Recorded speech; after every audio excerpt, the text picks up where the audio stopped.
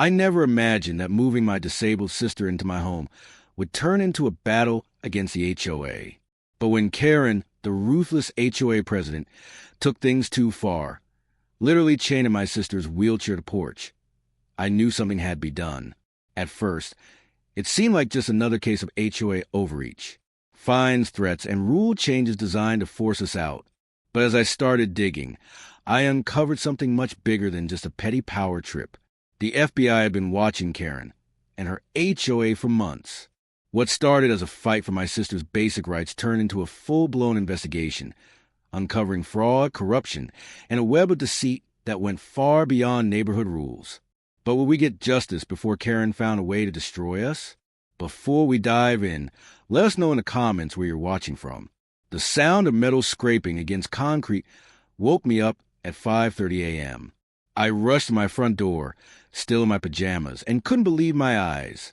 Two men in Willow Creek Estates HOA polos were wrapping a heavy chain around my sister Lisa's wheelchair and securing it to our porch railing with a massive padlock. "Hey, what are you doing?" I shouted, running outside barefoot. "That's my sister's wheelchair." The taller man handed me a paper. "Mobility devices must be stored out of sight per HOA Bylaw 23.4. This is your third warning." Third warning? We never got any warnings. I was completely shocked.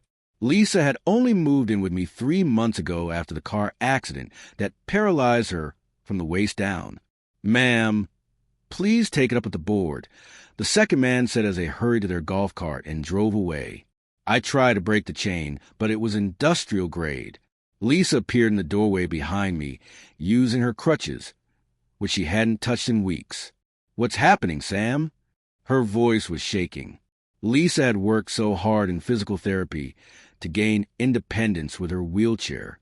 "It's some kind of mistake," I said, trying to stay calm for her sake.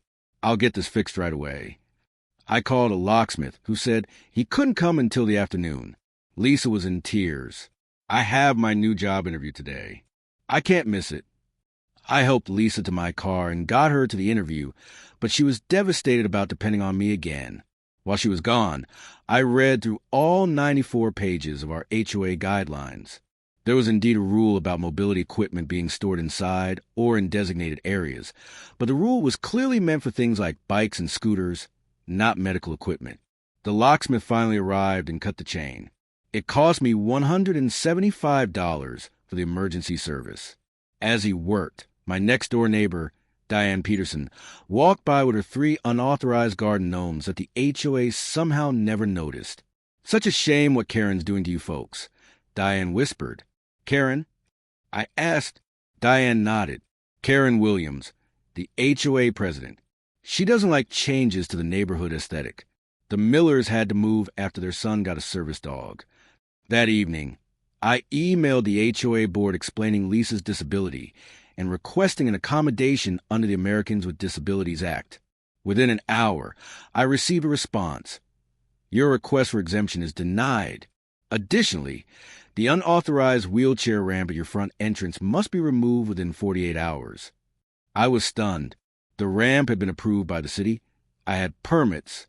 The next day, I called the city planning office to confirm my permits were in order. But when I returned home, there was a $500 fine taped to my door for unauthorized modifications. I spotted Karen Williams herself taking pictures of our house from the sidewalk. She was in her early 60s with perfectly styled blonde hair, wearing an expensive-looking tennis outfit despite never using the community courts. I approached her calmly and said, "Can we talk about the situation? My sister Lisa has a disability." She cut me off, saying, "Your sister's condition doesn't entitle you to decrease property values for everyone else. The wheelchair ramp is barely visible from the street." I explained that chaining down a wheelchair is not only cruel, but probably illegal. Karen's eyes narrowed. "Perhaps Willow Creek isn't the right community for your family's needs," she said as she walked away. I noticed she completely ignored the Petersons' holiday inflatables still up from last Christmas, and Mr. Rivera's boat parked in his driveway against HOA rules. That night, I stayed up researching disability laws and discovered that what the HOA did clearly violated federal protections. I printed out the relevant laws, to bring to the HOA meeting schedule for the next evening. When I walked into the community center for the meeting, conversation suddenly stopped. 20 neighbors stared at me as I took a seat in the back row. Karen was at the front table with 4 other board members. I raised my hand during the open comment section, but Karen skipped over me repeatedly. Finally, I stood up. I'd like to address the board about disability accommodations and the illegal chaining of medical equipment. I said loudly. Karen's face turned red. That's not on tonight's agenda. Sit down or you'll be removed. My neighbor Kevin Jackson surprisingly stood up. I want to hear what Sam has to say. My mother uses a wheelchair too. Karen reluctantly allowed me 3 minutes. I explained Lisa's situation calmly and distributed copies of the ADA requirements. Some neighbors nodded in agreement.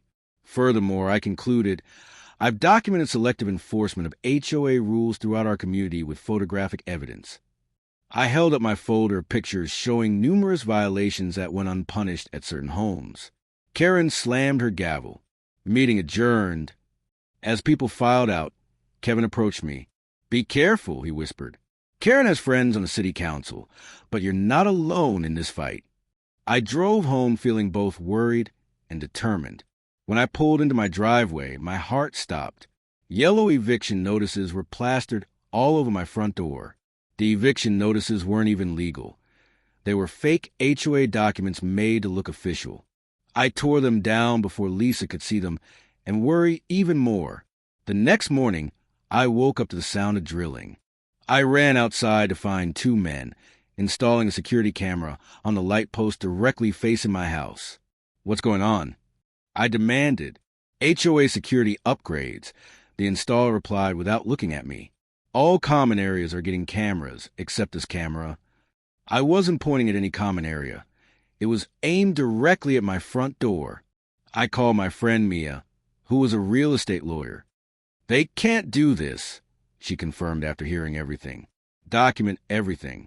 Get a camera of your own. I installed a doorbell camera that afternoon. Within an hour, Karen Williams herself marched up to my porch and slipped another notice into my mailbox. My camera caught her smirking at my door.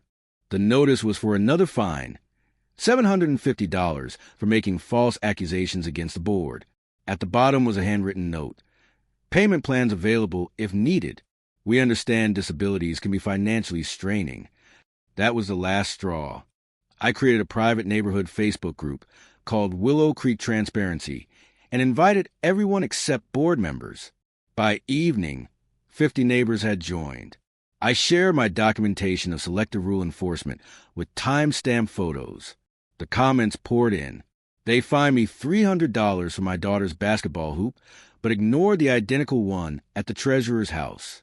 Karen's son parks his commercial truck at her house every weekend against HOA rules. They denied my request for solar panels, but approved one for Karen's friend. The next morning, someone slipped a large envelope under my door. Inside were financial documents showing that the HOA had paid $45,000 to a landscaping company owned by Karen's brother for work that was never completed. The note read, I'm on the budget committee. There's more. Be careful who you trust. I made copies and locked the originals in my safe. When Lisa left for physical therapy, I drove to the county records office. The property maps showed that my wheelchair ramp was actually built entirely within my property line, not on common areas as the HOA claimed. That afternoon, 3 board members, including Karen, knocked on my door. We've come to offer a compromise, Karen said with a tight smile that didn't reach her eyes. We'll allow temporary use of the wheelchair provided it's covered with an approved neutral-colored top when outside. I remained calm. That's not a reasonable accommodation under federal law. Also, I'd like to discuss these financial records showing HOA funds paid to your brother's company. Karen's face went pale. The other board members exchanged nervous glances. You're making a big mistake, Karen hissed. I've been running this community for 15 years. People who challenge me don't last long here. After they left, I noticed a white van parked across the street. The same van was there the next day and the day after. Lisa was becoming anxious. Maybe we should just move, Sam. I don't want to cause trouble. This isn't about trouble. I told her. This is about standing up to bullies. We have every right to be here. I contacted the local news and showed them my evidence of discrimination and possible financial misconduct. They were interested but needed more sources. Through the Facebook group, I connected with the Millers, who had moved away after their son's service dog issue. They agreed to be interviewed. 3 other former residents came forward with similar stories. The reporter discovered that Karen Williams had been sued twice before for HOA discrimination in other communities. The cases had been settled quietly with non-disclosure agreements. I was preparing dinner when Kevin Jackson knocked on my back door. "Don't react to what I'm about to tell you," he said quietly. "I'm not just your neighbor.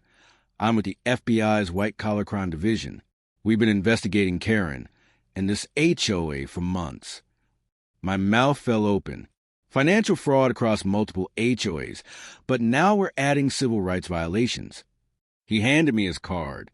"We need your help to build our case. Can we count on you?" Before I could answer, we heard glass breaking at the front of the house.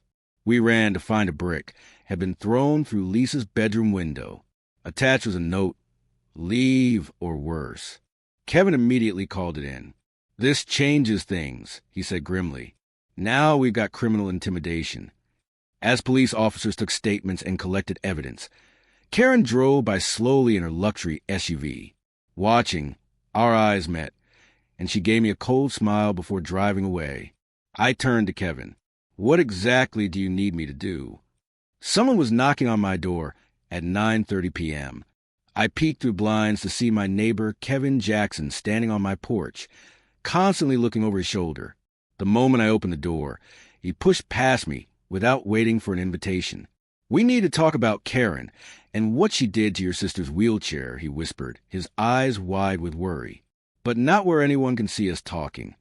My stomach dropped. "Did you help her do that to Lisa's chair?" Kevin shook his head quickly. No, the opposite. I've been watching Karen for months." He pulled out a wallet and flipped it open to reveal an FBI badge. "I'm not really a retired accountant. I'm an undercover agent." I nearly fell into my chair. "FBI for an HOA dispute? This goes way beyond wheelchair ramps and lawn ornaments," Kevin said, lowering his voice even more. "Karen Williams has been running the scam in 3 different neighborhoods over the past 5 years. Kevin explained that after receiving dozens of complaints about discrimination, the FBI started investigating Karen 6 months ago.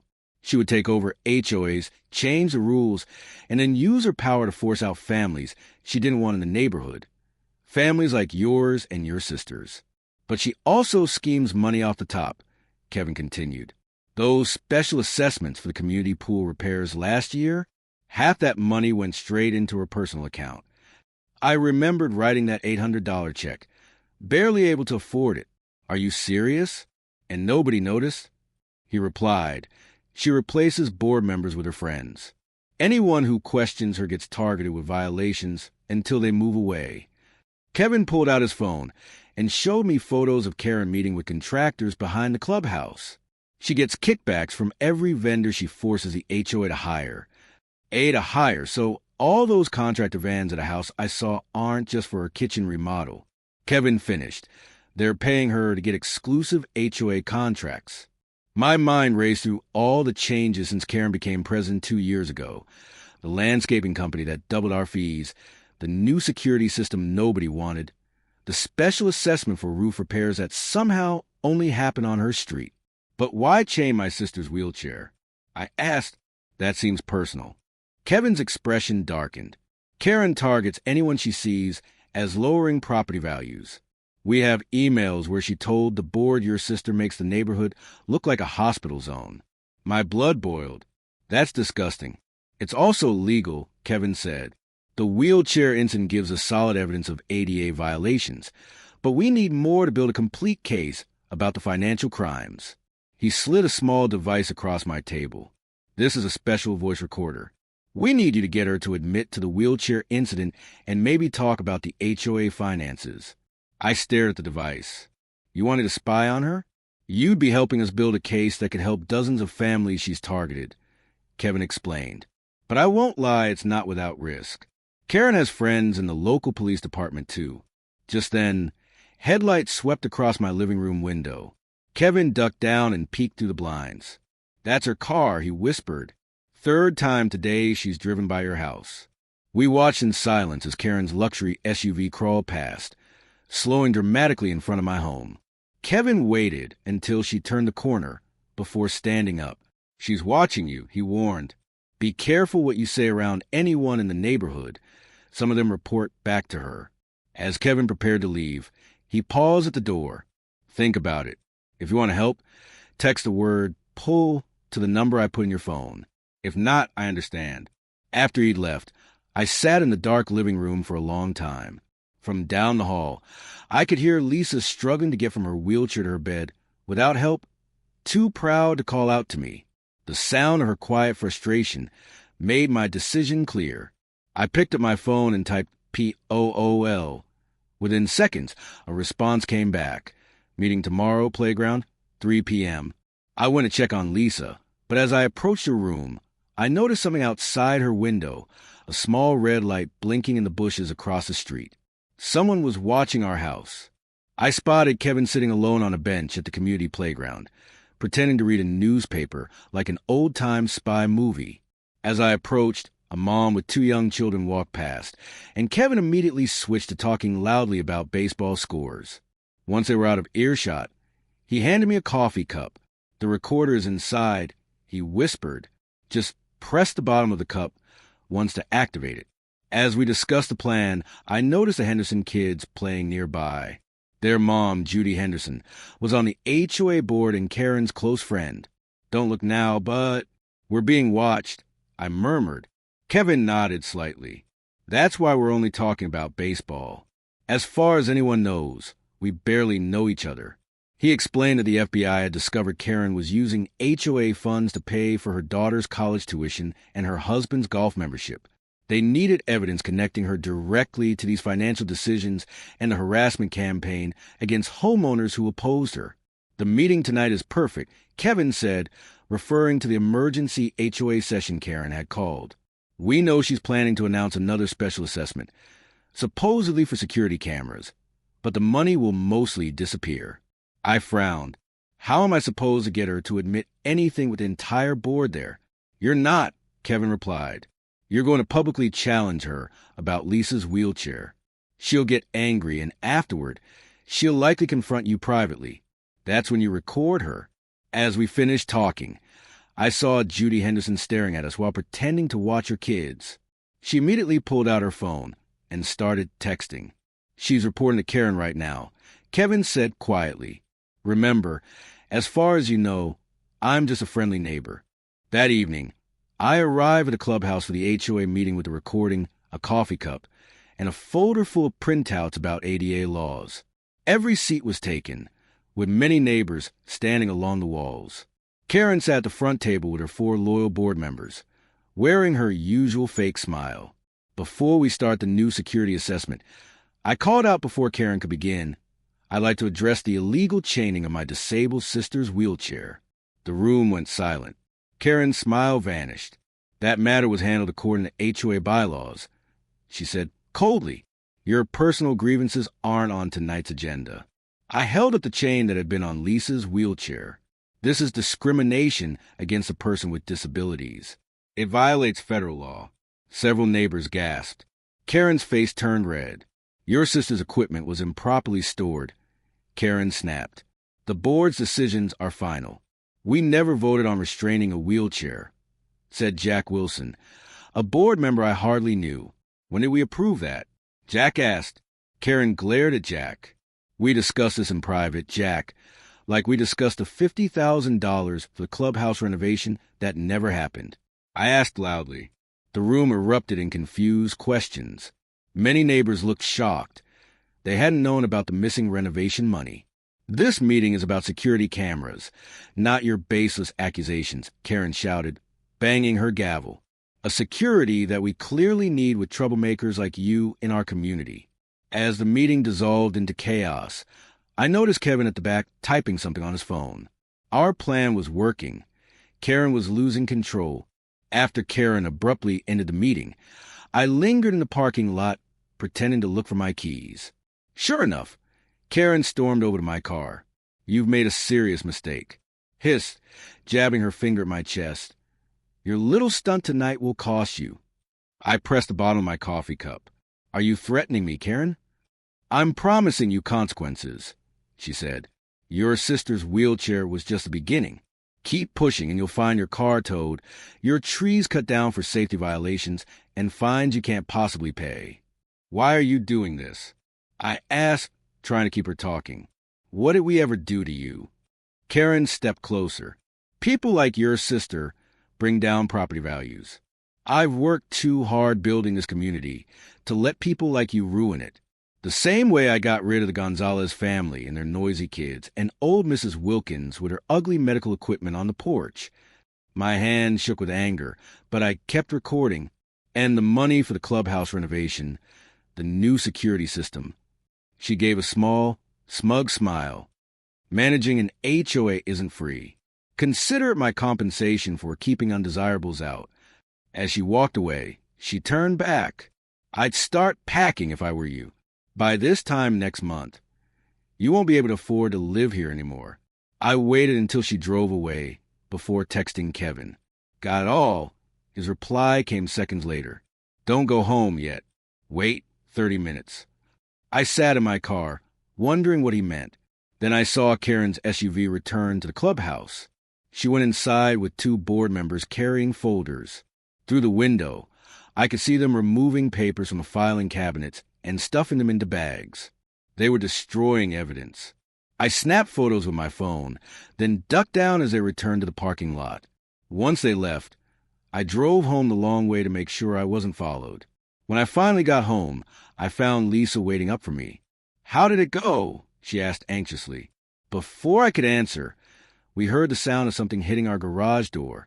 I rushed to the window just in time to see Karen's teenage son running away after spray painting "Leave Now" across our garage. "It went exactly as planned," I said grimly, sending the photos and a message to Kevin. "They're scared." Lisa wheeled over and squeezed my hand. "What happens tomorrow?" "Tomorrow," I said, "we spring the trap." As we turned off the lights, I noticed a car slowly parking across the street, headlights off. Someone was watching our house. "Don't look," I whispered to Lisa, "but I think the FBI isn't the only one conducting surveillance tonight." Karen's face turned white as a ghost when she saw Kevin holding up his FBI badge. I'll never forget the look in her eyes, like a kid caught stealing cookies, but 1,000 times worse. "Karen Williams," Kevin announced loudly so everyone could hear, "the FBI has been watching you and your HOA board for the past 8 months. People started coming out of their houses. The Jacksons across the street, the elderly Fosters next door, even the Petersons stopped watering their illegal garden to stare. This is what it looks like," Karen stammered, dropping her clipboard. "I'm just enforcing the rules everyone agreed to." Kevin shook. "His head rules you change without proper votes. Rules you only applied to certain people. Rules that break federal disability laws." More FBI agents pulled up in unmarked cars. One handed me back the chain they found in Karen's garage, the same one used on Lisa's wheelchair. They had fingerprint evidence linking it directly to Karen and her favorite board member, Tom. "We have video evidence of you placing this chain," the agent told Karen. Her perfectly styled hair seemed to deflate as she realized she was truly caught. Lisa rolled onto the porch. "I've never been prouder of my sister," she said to Karen. "I thought I was the one with mobility issues, but you're the one who can't move forward with the times." The news van from Channel 7 pulled up. I called them the night before, after Kevin gave me the green light. Their reporter, Sandra Lee, rushed over with her cameraman. "Is it true the Willow Creek HOA has been targeting disabled residents?" Sandra asked, microphone extended toward Karen, who tried to cover her face. "No comment," Karen shouted, attempting to push past the agents. Kevin stepped forward. "We have evidence that Mrs. Williams and her board have embezzled over $350,000 from homeowner fees over the past 3 years.